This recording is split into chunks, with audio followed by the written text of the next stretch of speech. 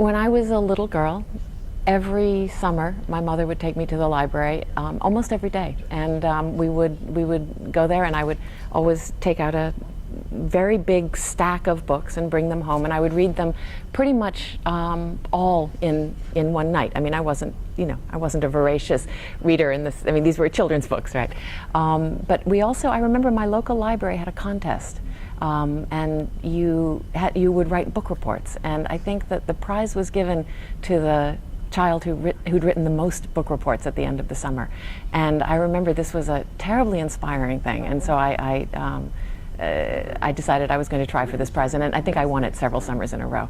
And I think that early experience to libraries really was seminal. I have always wanted to be a librarian, so I think that probably started then. What I love about libraries is the browsability of libraries. That you can walk into a place and there are all of these books on the shelf, and you can wander up and down, the stacks, and it's almost like the books speak to you. It's like a title will sort of fall off into your hands, almost begging to be read. And so I've always had this feeling that if I walk into a library, that the right books will find their way into my hands. And I've always approached libraries that way, with a kind of an open sense of excitement, because you don't know what's going to materialize. School libraries are incredibly important. I think school libraries, when I was in university, when I was in college, Smith College, I had a summer job putting little not ID, but I think they were security tapes into the spines of books. And when I think back on it now, I'm surprised that I actually managed to keep the job, because it would take me hours to just cover even just a small stack of, small shelf, because of course every book needed to be opened, and then as soon as you open a book, that's an invitation to dive into the world. So in that sense, I mean, I lived in the library at school. I live on a very small island in British Columbia, and we actually have a library, or we've had a library on the island, which just recently closed. So we're now in the process of trying to reopen it again. Apparently there are plans to do this, but it's a bit of a struggle, because it's a very small place. It's a wonderful library. Once again, I just like to go there and browse. Really, it's a browsing, that's important to me. I wrote my first book, My Year of Meats, at the Vancouver Public Library. It was, I was living in Vancouver at the time. They have a beautiful library there.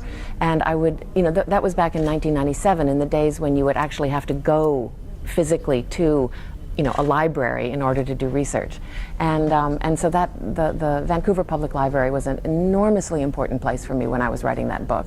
To my mind, librarians are, the guardians of a certain kind of generous social vision that we're really in danger of losing right now. And when you think about it, think about a local politician now, going up in front of the legislative body and proposing that we use, I've got a great idea. Let's use several $1 million of the taxpayers' money, and let's use that and hire an architect and build a magnificent building, and we'll fill it with all the greatest books that have ever been read ever been written in the history of man, and we will then give everybody who lives nearby a card, and they can come and take the books out and use it for free. I mean, that kind of thing simply wouldn't happen in this day and age. And so in that sense, any erosion, any cuts, to the budget that libraries have now, I think are really dangerous. It's a thin edge of the wedge. So I think it's really important that libraries be protected. Well, the latest project is a novel called A Tale for the Time Being. And it's a story about a reader and a writer. So I suppose you could call it a love story, because I think all stories about readers and writers are love stories.